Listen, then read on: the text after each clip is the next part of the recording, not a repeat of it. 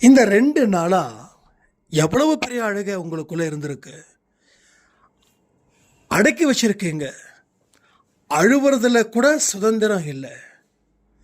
அப்போ எப்படி நம்ம வாழ போறோம்னு உங்க ஆன்மா அதையே நினைச்சு ஏங்கிக்கிட்டு இருக்கிறது உங்களுக்கு தெரியாதா என்ன?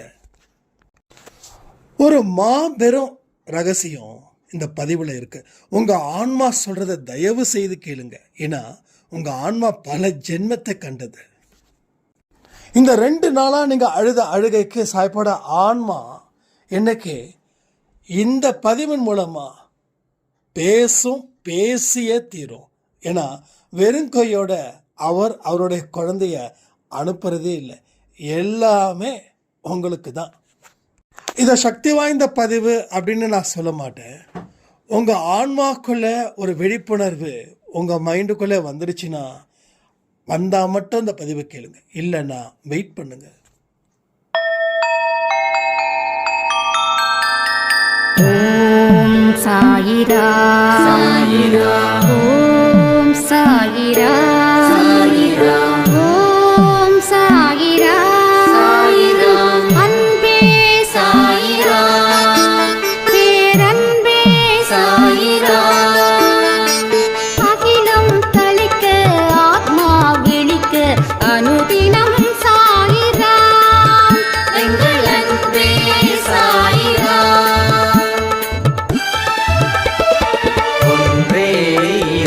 ஒன்றே பூமிக்கென்றும் சாயிரா, சரணம் சாயிரா, நன்றே செய்து வாழ்வோம், நாம் ஒன்றே செய்து வாழ்வோம், அன்பே சாயிரா.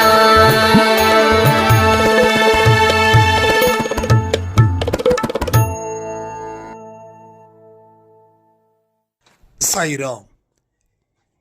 என் உயிரின் உயிரானவர்களே, அனைவருக்கும் வியாழன் தின வாழ்த்துக்கள்.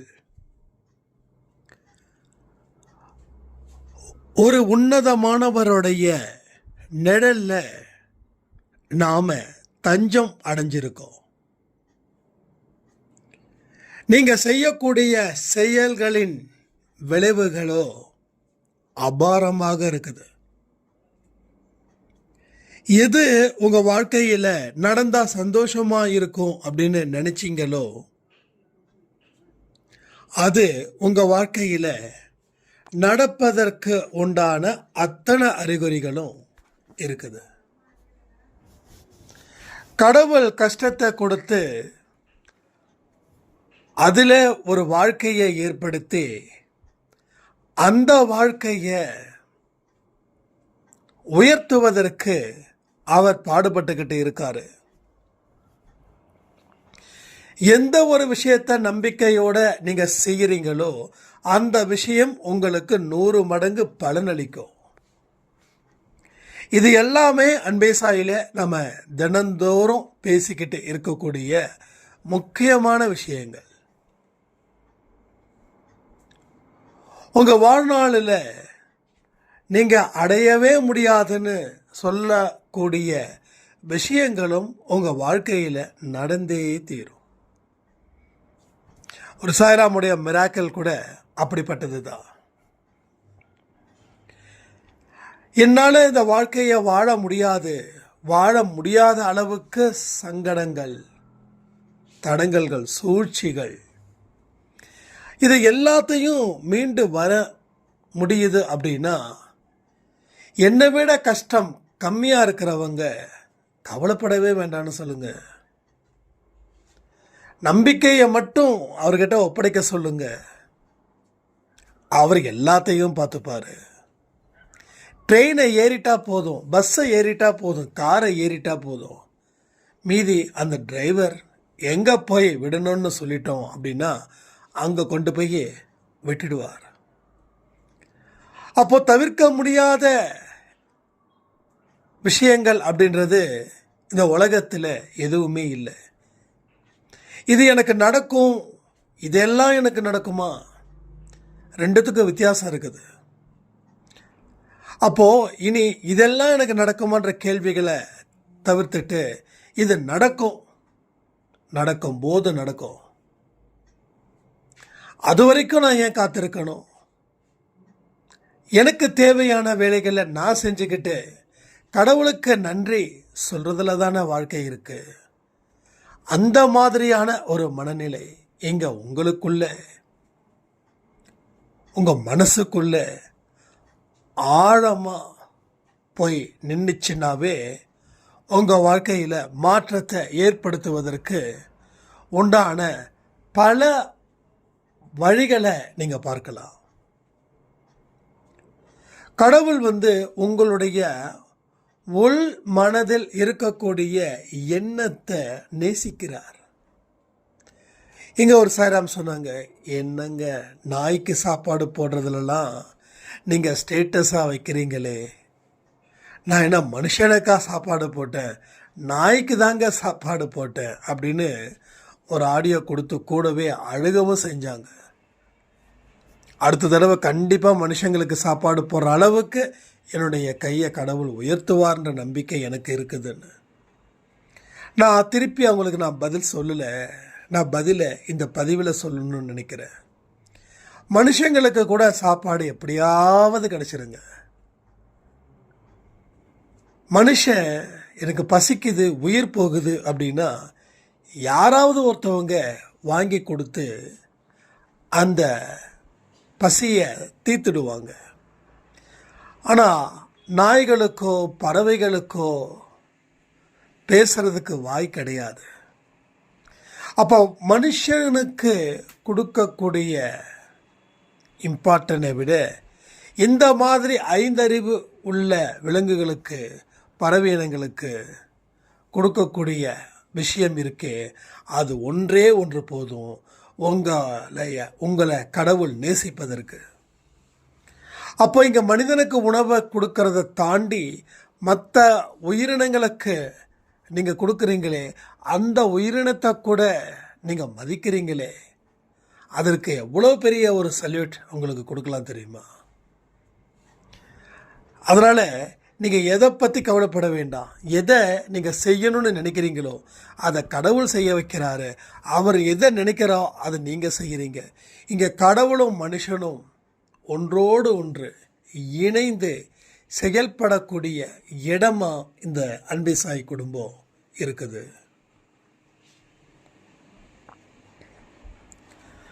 அதனால் எல்லா உயிரினத்துக்கும் நாம் தீங்கு செய்யக்கூடாது. எல்லா உயிரினத்தையும் மதிக்கணும். எல்லா உயிரினத்துக்கிட்டையும் அன்பை வளர்க்கணும். அன்பு ஒன்று தான் அழியாத செல்வம். அன்பு ஒன்று தான் புண்ணியத்தை ஏற்படுத்துவதற்கு உண்டான ஒரு பாதை, ஒரு வழி. அந்த வழியில் நாம் ட்ராவல் பண்ணும்போது நமக்கு எதிர்ப்புகள் விலகும், பகைகள் குறையும். உங்களோட எதிர்த்து நிற்கிறவங்க கூட உங்களை பார்த்து தலை வணங்குவாங்க, இல்லை உங்களுக்கு உதவிகள் செய்வாங்க, இல்லை உங்களுக்காக அவங்க பிரார்த்தனை கூட செய்வாங்க. அதனால் அன்பை என்றைக்குமே சாதாரணமாக நினைக்காதீங்க. எல்லா உயிரினத்திலையும் அன்பை வைங்க. எல்லா உயிரினத்துக்கிட்டையும். ஒரு செடி கூட வாடி போகிற மாதிரி இருந்துச்சுன்னா அதுக்கு கூட தண்ணி ஊற்றுங்க. வள்ளலார் சொன்ன போல வாடிய பயிரை கண்டபோதெல்லாம் வாடினேன். ஏன் சொன்னார்? எதுக்கு சொன்னார்? சொல்ல வேண்டிய நிர்பந்தம் என்ன அப்படின்னு கேட்டிங்கன்னா, எல்லா உயிரிலையும் கடவுள் இருக்கிறாரு. எல்லா உயிரிலும் நல்லா புரிஞ்சுக்கணும். அப்போ எந்த உயிர் கஷ்டப்பட்டாலும் அந்த உயிருக்கு உதவி செய்யும்போது கடவுளுக்கு நாம் செய்யக்கூடிய பணிவிடை போல அது இருக்குது. அதனால தான் இன்னைக்கு சொன்னேன், கோயிலில் போடக்கூடிய உண்டே இல்லை கொடுக்கக்கூடிய காணிக்கையை விட வெளியில் ஏழைங்களுக்கு நீங்கள் சாப்பாடு போட்டிங்கன்னா அந்த ஏழை தன்னுடைய குழந்தைக்கோ இல்லை அவருக்கோ இல்லை அவரை சார்ந்தவர்களுக்கோ அந்த உணவோ ஏதாவது ஒன்று போய் சேரும். ஆனால் எதுவாக இருந்தாலும் 1க்கு 10 தடவை யோசித்து உதவி பண்ணுங்க. காசாக உதவி பண்ணுறதை விட சாப்பாடாக வாங்கி கொடுக்கறது ரொம்ப நல்லது. இதில் பொருளாக கொடுக்கறது அதை விட நல்லது. சில பேர் அந்த காசை வச்சுக்கிட்டு, நம்ம ஏற்கனவே சொல்லியிருக்கோம், அதை நான் ரிப்பீட் பண்ண விரும்பலை. ஸோ உணவு, நீங்கள் இருக்கிற இடத்துல எந்த ஒரு உயிரினமும் பசியோடு இருக்காது அப்படின்றத உங்களுக்கு சாய்ப்பா நிச்சயமாக ஒரு நாள் இல்லை ஒரு நாள் உங்கள் மனசுக்குள்ள ஒரு விஷயத்தை தெரியப்படுத்துவார். அன்னைக்கு உங்கள் வாழ்க்கையில் மிகப்பெரிய புண்ணியங்கள் கிடைக்கும். இந்த புண்ணியத்துக்காக நம்ம செய்யலை, ஆனால் செய்த செயலுக்கு ஏற்ற விளைவு கிடைக்கும் இல்லையா? அதை தான் சொல்கிறேன். டெஃபினட்டாக உங்கள் வாழ்க்கையில் பல மாற்றத்தை கடவுள் நிச்சயமாக தருவார். அதில் மாற்றமே இல்லை. 100% உங்களுக்கு தேவையான அத்தனை விஷயங்களும் நடந்தே தீரும். எல்லாமே வெயிட்டிங்கில் இருக்குது. நான் சொன்னது போல் க்யூ நிற்குது, ஆனால் கதவு திறக்கலை. க்யூ நிற்குது, கதவு திறக்கலை. கதவு என்னைக்கு திறக்குதோ அந்த க்யூவில் இருக்கக்கூடிய அத்தனை மக்களும் உள்ளே போகிற மாதிரி உங்களுக்கு வரவேண்டிய புண்ணியத்தின் மூலமாக கிடைக்கக்கூடிய ஆசீர்வாதங்கள் ஒரு இடத்துல தேங்கி நிற்குது. என்னைக்கு கதவு திறக்குதோ அன்னைக்கு அந்த ஆசீர்வாதங்கள் உங்களுக்கிட்ட வந்து உங்களுக்கும் உங்கள் குடும்பத்தில் இருக்கிற அத்தனை பேருக்கும் நன்மை பயக்கும். பட் அது வரைக்கும் என்ன செய்யணும்? காத்திருக்கணும், பொறுமையாக இருக்கணும். நம்மளோட மற்ற வேலைகளை செய்வதில் நீங்கள் தெளிவாக இருக்கணும். அது ரொம்ப ரொம்ப முக்கியம். எது ரொம்ப முக்கியம்? இந்த விஷயம் செய்கிற வரைக்கும், நடக்கிற வரைக்கும் நான் காத்துக்கிட்டு இருப்பேன்னு இல்லாமல் அந்த விஷயங்கள் கடவுளுடைய விருப்பத்தின்படி நடக்கட்டும். ஆனால் கடவுள் எனக்கு கொடுத்துருக்கக்கூடிய கடமையை அவருடைய விருப்பத்தின்படி நான் செய்வேன். ரெண்டுத்துக்கும் டிஃப்ரெண்ட் இருக்கு. இந்த வழி திறக்கிற வரைக்கும் நான் வேறு வழியில் பிரயாணம் செய்கிறேன். அப்போது அந்த வழி திறந்த உடனே என்னால் இங்கே வந்து ஜாயின் பண்ணிக்க முடியும்னு. ஏன்னா நிறைய பேர் இந்த பிரார்த்தனை பழிக்கணும்னு சொல்லி எந்த வேலைகளும் செய்யாமல் ஈடுபடாமல் இருக்கக்கூடியவர்களுக்கு தான் நான் இதை சொல்கிறேன்.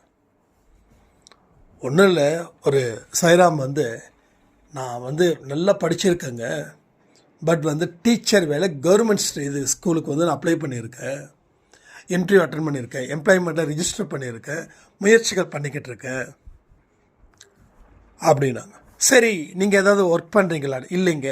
அப்படி ஏன் ஒர்க் பண்ணலை அப்படின்னும் போது, அப்படி ஒர்க் பண்ணிட்டா அப்புறம் திடீர்னு எனக்கு இன்டர்வியூக்கு கூப்பிட்டாங்கன்னா என்ன பண்ணுறது? ரெண்டாவது, எனக்கு கவர்மெண்ட் ஜாப்பு தான் கிடைக்கணும்னு சொல்லி, கவர்மெண்ட் ஸ்கூலில் தான் டீச்சர் வேலை கிடைக்கணும்னு சொல்லி நான் ரொம்ப தீவிரமாக இருக்கேன். அதனால் என்னோடய மைண்டை வேறு பக்கம் திசை திருப்ப முடியல அப்படின்னாங்க. ஸோ இன்னும் 2-3 வருஷம் ஆச்சுன்னா ஏஜ் பார் ஆகிடும். அப்போ நான் ஒரு விஷயத்த சொன்னேன். நான் ஒரு விஷயம் சொல்கிறேன், கேட்குறீங்களா அப்படின்னு. சொல்லுங்கள். நீங்கள் எந்த வேலை கிடைக்குதோ அந்த வேலையில் ஜாயின் பண்ணுங்கள். அது பாட்டுக்கும் முயற்சிகள் செய்யுங்க, இது பாட்டுக்கு செய்யுங்க அப்படின்னு. அப்படி பண்ணால் கிடைச்சிருங்களா அப்படின்னாங்க. கண்டிப்பாக கிடைக்கும்ண்ணா. ஸோ என்ன பண்ணாங்க? ஜாயின் பண்ணாங்க. அடுத்த 3-4 மாதத்துக்குள்ளே அவங்களுக்கு ப்ராப்பர் என்ன வந்தது? இன்டர்வியூ வந்தது, செலக்ட் ஆகிட்டாங்க, ஜாபில் ஜாயின் பண்ணிட்டாங்க. ஸோ 3 மாதம், கிட்டத்தட்ட எத்தனை வருஷமாக இருந்தாங்க? பல வருஷமாக காத்துக்கிட்டு இருந்தாங்க அந்த வேலைக்காக. அப்போது ஏதாவது ஒரு ப்ராசஸிங் நடந்துக்கிட்டே இருந்தால் தான் நம்முடைய பிரார்த்தனைகளும் நிறைவேறும். இது என்னுடைய எக்ஸ்பீரியன்ஸ்லையும் நான் சில பேருக்கு சொல்லக்கூடிய ஐடியாவை வச்சு தான் அவர்கிட்ட சொன்னேன். கிடைக்கிற வேலையை திருப்திகரமாக செய். அப்போது உன்னோட கனவு வேலையும் நிச்சயமாக கிடைக்கும்.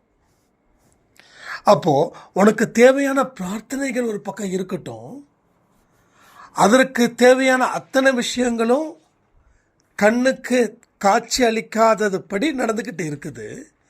ஆனால் அதே நேரத்தில் நீ ஏதாவது ஒரு விஷயத்தை முழு மனதோட முயற்சியும் உழைப்பையும் கொடுத்துக்கிட்டே இரு. அதை உண்மையாக இருக்கிறது மாதிரி பார்த்துக்கோ.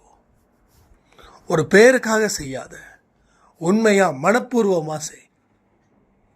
இறைவன் எதிலும் இருக்கிறான் அப்படின்ற ஒரு தத்துவத்தை ஒரு மனுஷன் எடுத்துக்கிட்டானா அவன் சாப்பிட்ற சாப்பாட்டில் கூட அந்த இறைவனை பார்க்குறான். தூங்கக்கூடிய இடத்துல கூட அவன் அந்த இறைவனை பார்க்கிறான். ஏழைகள் இடத்துல பார்க்குறான், முதியோர்கள் இடத்துல பார்க்குறான், குழந்தைகள் இடத்துல பார்க்குறான்.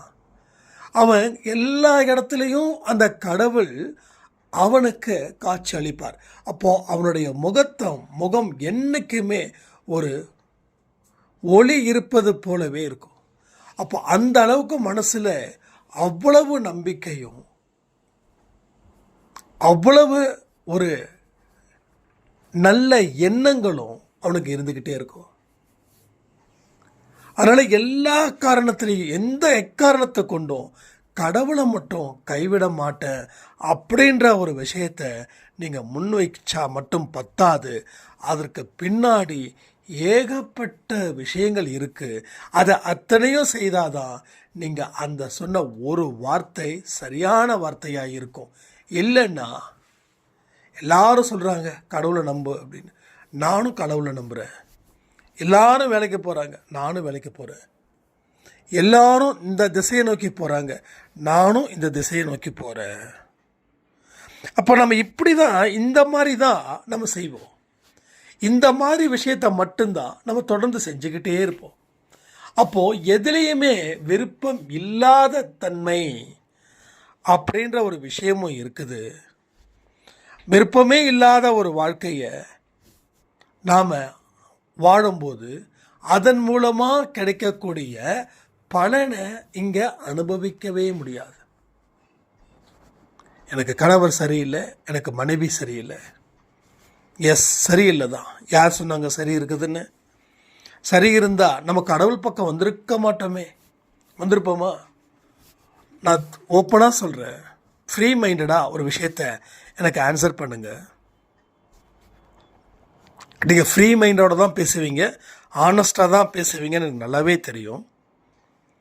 பட் என்னுடைய கேள்வி ஒன்றே ஒன்று தான். உங்களுக்கு கணவர் சரியில்லைன்றதுக்காக தானே நீங்கள் சாய்ப்பா கிட்ட நெருங்கி வந்திருக்கீங்க. மனைவி சரியில்லைன்றதுக்காக தானே சாய்ப்பா கிட்ட நெருங்கி வந்திருக்கீங்க. உங்கள் வாழ்க்கையில் கஷ்டம் இருக்குது அப்படின்றதால தானே சாய்ப்பா கிட்ட நெருங்கி வந்திருக்கீங்க. உங்கள் வாழ்க்கையில் பல கஷ்டங்கள் தொடர்ந்து வேதனையையும் துன்பத்தையும் தரதால தானே சாய்ப்பா கிட்ட நெருங்கி வந்திருக்கீங்க. எத்தனை பேர் ஒத்துக்கிறீங்க, எத்தனை பேர் ஒத்துக்கலை? அதாவது பணக்காரர்கள் கடவுளை ஒரு பொம்மை மாதிரி பார்க்குறாங்க. ஒரு போலியான மரியாதையும் போலியான வணக்கத்தையும் வைக்கிறாங்க. நான் எல்லா பணக்காரரையும் சொல்லலை, முக்கால்வாசி பேர்கள். ஆனால் கஷ்டப்படுறவங்க பாதி பேர் உண்மையான பக்தியும் உண்மையான அன்பும் உண்மையான ஞானத்தையும் அடைந்தவர்களாக இருக்கிறார்கள். இது எந்த அளவுக்கு உண்மை, எந்த அளவுக்கு தப்பா அப்படின்றத நீங்கள் யோசிக்கிறீங்களோ கமெண்டில் கமெண்ட் பண்ணுங்கள். அப்போது என்ன நடந்தாலும் அதற்கு ஏதோ ஒரு நல்ல விஷயங்களும் இருக்குது. இப்போ வாழ்க்கை சரியில்லைன்றதுக்காக கடவுள்கிட்ட வரும்போது நம்ம என்ன பண்ணுறோம்? எந்த மாதிரி ஞானத்தை நமக்கு கடவுள் வழங்கியிருக்காரு? பிறருக்கு உதவி செய்கின்றார். இப்போ எனக்கு உதவி செய்யவே யாரும் இல்லை, நான் பிறருக்கு உதவி செய்யணுமா? இது அன்பே சாய் குடும்பத்தில் இருக்கக்கூடிய எந்த குழந்தைகளாலும் இந்த வார்த்தையை சொல்லவே முடியாது. இல்லை, நான் அன்பே சாய் குடும்பத்தில் தான் இருக்கேன், பட் நான் இப்படி தான் நினைக்கிறேன், எனக்கே உதவி செய்ய யாரும் இல்லை, நான் எப்படி உதவி செய்ய முடியும் அப்படின்னு அப்படி கேட்கக்கூடியவங்க 10%. பட் இதை கேட்காம, இதை பற்றி நினைக்காம உதவி செய்பவர்கள் 90%. நீங்கள் முதல் கேட்டகரியா ரெண்டாவது கேட்டகரியான்றது கமெண்டில் கமெண்ட் பண்ணுங்கள். அப்போது எல்லா விஷயங்களும் இங்கே நடக்கும். அந்த 10%க்கு என்ன ப்ராப்ளம் அப்படின்னு கேட்டிங்கன்னா, அவங்க இன்னமும் முழு மனதோட கடவுள்கிட்ட சேரலைன்னு அர்த்தம். இன்னமும் அவங்க பிரச்சனைக்காக தான் எல்லா மனுஷங்களும் வராங்க. ஆனால் அதே ப்ராப்ளத்தை ஃபேஸ் பண்ணியே கடவுளை வணங்குறாங்க. நான் கேட்குறேன், ஒரு தடவை உங்கள் பிரச்சனையை எல்லாத்தையும் சொல்லிட்டீங்க. இனி உங்கள் வாழ்க்கை எப்படி மாற்றணும், அதை விட்டுட்டு நீங்கள் பிறருக்கு உதவி செஞ்சு பாருங்கள். உங்களுக்கு கடவுள் நிச்சயமாக உதவி செய்வார். ஒரு மனுஷனுடைய பசியை நீங்கள் போக்கியிருக்கீங்க அப்படின்னா உங்களுடைய பசியை கடவுள் போக்க மாட்டாரா? பசின்றது சாப்பாடு மட்டும் சொல்லலை, உங்களுக்கு தேவையானதை தீர்க்க மாட்டாரா? நான் அடிக்கடி சொல்லுவேன், கோயிலுக்கு போகிறத தாண்டி உள்ளுக்குள்ளேயே கடவுளை நினச்சிக்கோ. வெளியில் ஏழைகள் தான் கடவுள் ரூபத்தில் இருக்கிறாங்கன்றதை புரிஞ்சுக்கோ. யாருக்கெல்லாம் ஒரு உதவி தேவைப்படுதோ அங்கே நீ முதல் ஆளாக போய் நில்லு, உதவிகள் செய்யி. மனசால யாரையுமே வெறுக்காத. கடவுளுக்கு பிடிக்காததை நீ செய்யாத. அப்பாவுக்கு பிடிச்சதை நம்ம செஞ்சா அப்பா நம்ம கேட்டதை வாங்கி தருவாரா இல்லையா? ஸோ நம்ம பையன் நமக்கு பிடிச்ச மாதிரி நடந்துக்கிட்டா நாம் நம்ம பையனுக்கு அவன் கேட்டதை வாங்கி தருவோமோ தரமாட்டோமா? அதாவது மனப்பூர்வமாக வாங்கி தரோம் அப்படின்றது ஒன்று இல்லை. இவனுக்கு வாங்கி தரணும், இல்லாட்டி இவன் பிடிவாதம் பிடிப்பான், இவன் சண்டை போடுவான், வீணாக அவன் டென்ஷன் ஆக்குவான் அப்படின்னு சொல்கிறது ஒன்று. இந்த ரெண்டு ஆஸ்பெக்டில் ஏதாவது ஒரு ஆஸ்பெக்ட் தான் நம்ம லைஃப்பில் வந்து நிற்குதுங்க. ஸோ இது எல்லாத்தையுமே நம்ம சரி பண்ணணும்னா எல்லா விஷயத்துக்கு பின்னாடி இருக்கக்கூடிய உண்மை தன்மைகளையும் அதனுடைய தியாகம், அதனுடைய உழைப்பு, அதனுடைய முயற்சிகள் எல்லா விஷயத்தையும் நாம் சரி பார்த்துக்கணும். அப்போ தான் எல்லா விஷயங்களும் உங்கள் வாழ்க்கையில் எந்த விதமான தடங்களும் இல்லாமல், அதாவது நீங்கள் நினச்ச விஷயங்கள் எந்த விதமான தடையும் இல்லாமல் அழகாக சூப்பராக செம்மையாக உங்களுக்கு நடக்கும். இதை எல்லாத்தையும் நீங்கள் ஃபீல் பண்ண முடியும். எல்லாத்தையும் நீங்கள் ஃபீல் பண்ண ஆரம்பிச்சிட்டிங்கன்னா உங்கள் வாழ்க்கையில் மிகப்பெரிய இடத்துல கடவுள் உங்களை வச்சிருப்பார்.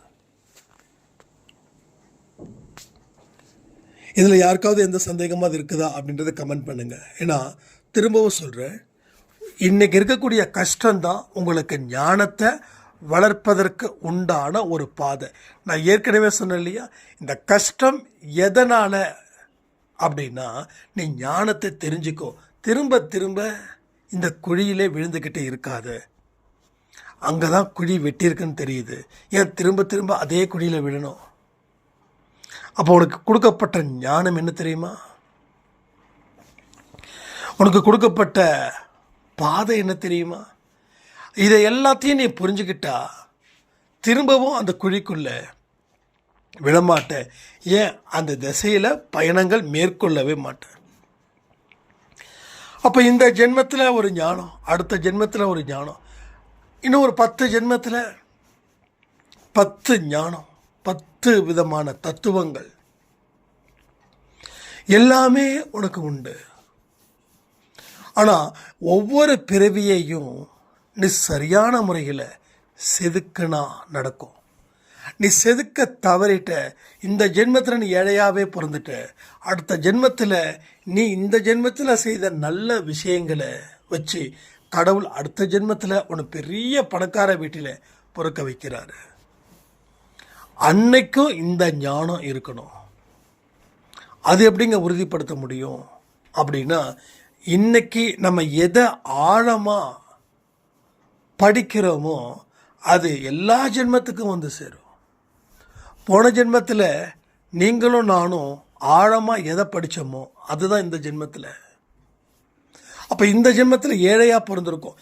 எவ்வளவு பெரிய பணக்காரனாக இருந்தாலும் சரி, நான் இன்னைக்கு எந்த மாதிரியான சூழ்நிலையில் பிறரை பார்க்குறேனோ, பிறருக்கு உதவி செய்கிறேனோ, பிறருக்கு மனசு இறங்குறேனோ, இரக்கமும் கருணையும் வச்சுருக்கணும், அதே தான் பல பிறவிலையும் இருக்கணும்னு சொல்லி நீங்கள் உங்களை ஈடுபடுத்திக்கிட்டே இருக்கணும். அப்படி ஈடுபடுத்த பழக்கத்துக்கு வந்துடும். சில பேர் பார்த்திங்கன்னா ரொம்ப பணக்காரராக இருப்பாங்க, அவங்கெல்லாம் பார்த்திங்கன்னா ஏழைகளுக்காக உருகக்கூடியவர்களாகவும் இருப்பார்கள்.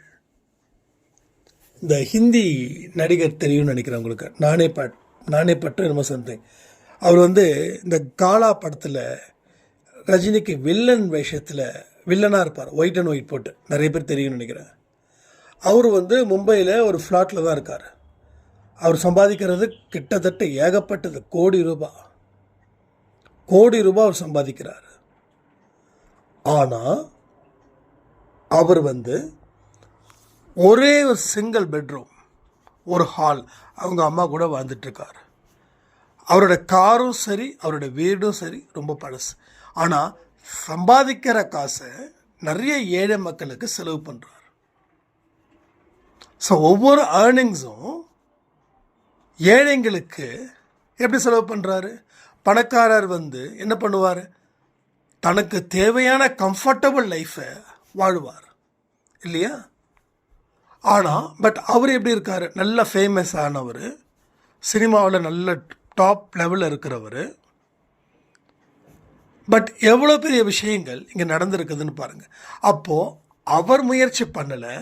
அவர் பல ஜென்மத்தில் அவர் நல்லவனாக இருக்கணும்னு சொல்லி அவர் தவமாக இருந்ததால் இந்த ஜென்மத்தில் அது சாத்தியமாக இருக்குது. இப்போ அவருக்கு கீழே இருக்கிறவங்கள கூட வச்சுக்கிட்டா கூட அப்படி யாராவது இருக்காங்களா? அப்போது நான் இங்கே இருக்கணுமா? நான் யார்? நான் எவ்வளோ சம்பாதிக்கிறேன்? என் பேர் என்ன? என் புகழ் என்ன? கேட்குறவங்களுக்கு இது தரமான ஒரு பதிலடி. கிட்டத்தட்ட கோடி ரூபாய்க்கு சொந்தக்காரர். ஆனால் அவர் சம்பாதிக்கிறது எல்லாமே நிறைய ஆர்ப்பனேஜுக்கு கொடுக்குறார், நிறைய ஏழை குழந்தைங்களுக்கு கொடுக்குறார். நான் ஒன்றே சொல்கிறேன், கேட்டுக்கோங்களேன். நீங்கள் 10 கோடி ரூபாய் சொத்து வச்சுருந்தாலும், 100 கோடி ரூபாய் சொத்து வச்சுருந்தாலும், இங்கே இருக்கக்கூடிய ஏழைங்களுக்கு, இங்கே இருக்கக்கூடிய உணவுக்கும் சரி, இங்கே இருக்கக்கூடிய உடைக்கும் சரி, இங்கே இருக்கக்கூடிய பள்ளிக்கூடம், ஹாஸ்பிட்டல் சரி பத்தாது. அவ்வளவு தேவை இருக்குது இன்றைக்கி நம்ம இந்தியாவில். நாம் சொல்கிறோம் வளர்ந்த நாடு, வளர்ந்துக்கிட்டே இருக்கிற நாடுன்னு. இல்லை, எத்தனையோ கிராமங்கள் இன்னும் எவ்வளவோ அடிப்படை வசதிகள் கூட இல்லாமல் இருக்குது. உண்மையிலே நான் சொல்லட்டுமா, எனக்கு நிறைய காசு வேணும்னு ஆசை இப்போ நிறைய இருக்குது, எக்கச்சக்கமாக இருக்குது. ஒவ்வொரு வருஷமும் ஒவ்வொரு கிராமத்தை தத்தெடுக்கணும். ஒருவேளை நான் ஒரு அம்பானி மாதிரியோ இல்லை அந்த ஈக்குவலாக இருக்கக்கூடியவர்கள் மாதிரியோ என்கிட்ட சொத்து இருந்துச்சுன்னா, ப்ராப்பர்ட்டி இருந்துச்சுன்னா, நிச்சயமாக சொல்கிறேனே, ஒரு கிராமத்தையும் தத்தெடுத்து அடிப்படை வசதிகளை நான் அமைச்சு கொடுப்பேன். நான் அரசியல்வாதி மாதிரி பேசுகிறேன்னு நினைக்கிறீங்களா? சீரியஸாக. ஏன்னா மனசு ஃபுல்லாக அவ்வளவு ஆசை இருக்குது, ஏன் வலியும் இருக்குது. எத்தனையோ ஏழை குழந்தைங்க படிக்கிறதுக்கு வசதி இல்லாமல் அவங்க திறமைகள் முடங்கி போயிருக்குது. அவங்களெல்லாம் தேடி கண்டுபிடிச்சி நம்ம செய்தோம் அப்படின்னா இந்தியா வளர்ச்சி அடைந்த நாடுகளே என்றைக்கோ போயிருக்காதா? இங்கே இருக்கிறவன் தான் வாழ்கிறான், இல்லாதவன் திண்டாடுறான். அந்த இல்லாதவன் திறமையானவன் எத்தனையோ பேர். திறமை இல்லாதவனுக்கு இன்னைக்கு என்னென்னமோ போஸ்டிங், திறமை இருக்கிறவனுக்கு மறுக்கப்படுது. ஏன்னா அவன் ஃபினான்ஷியல் ரொம்ப டல்லாக இருக்கு. அவன் கொஞ்சம் மேலே வந்துட்டான் அப்படின்னா அவனை அழிக்கணும்னு ஒரு கூட்டம் இருக்கும். ஒன்றும் இல்லை, ஒரு பெரிய பணக்கார வீட்டில் ஒரு அம்மா வேலை செய்யுதுன்னு வச்சுக்கோங்க. அந்த பணக்கார வீட்டில் இருக்கக்கூடிய பையன், அவன் ஒரு 7வது 8வது படிக்கிறான்னு வச்சுக்கோங்க.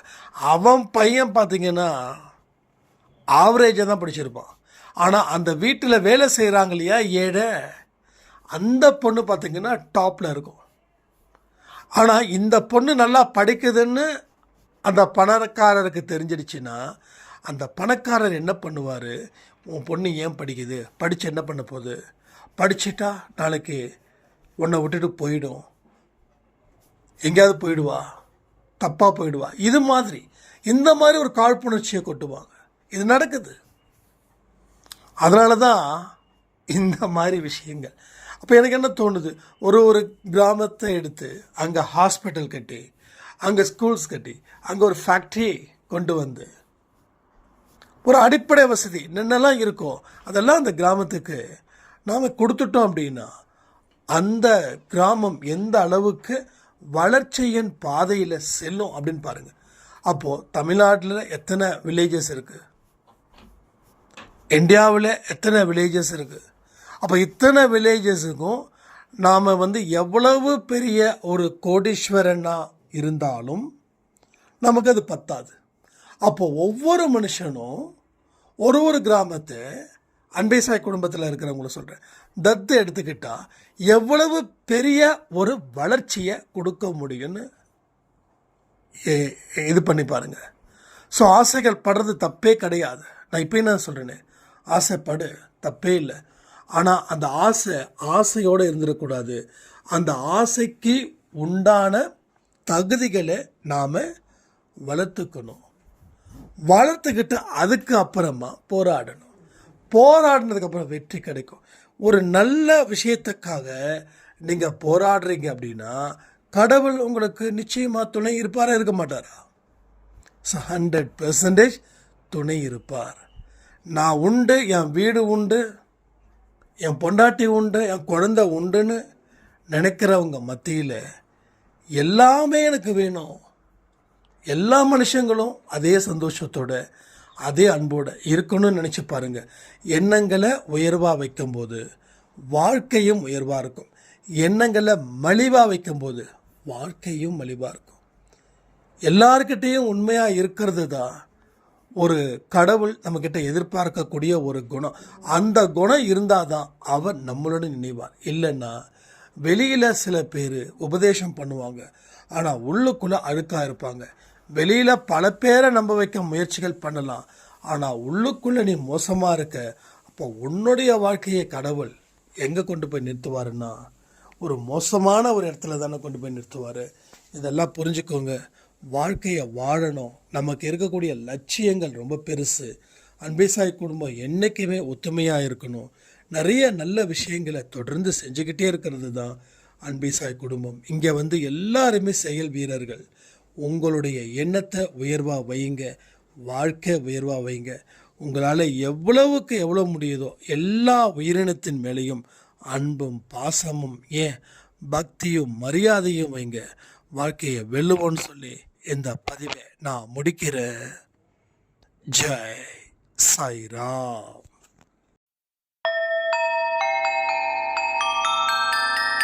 ஓம் சாயிரா.